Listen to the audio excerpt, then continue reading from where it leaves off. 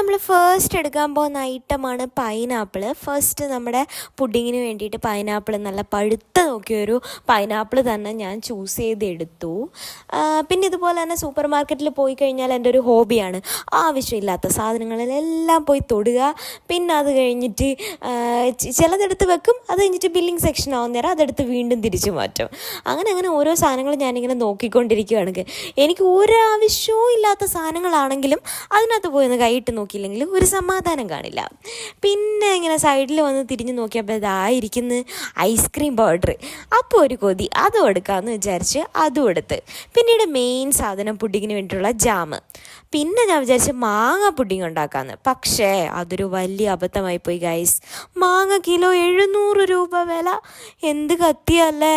അത് കഴിഞ്ഞ് പിന്നെ ഞാൻ സെക്കൻഡ് ഫ്ലോറിലോട്ട് പോയി. കാരണം നമുക്ക് ആഡ് ചെയ്യാൻ വേണ്ടിയിട്ട് നല്ലൊരു കേക്ക് വേണം, വനില കേക്ക് വേണം. അപ്പം കേക്ക്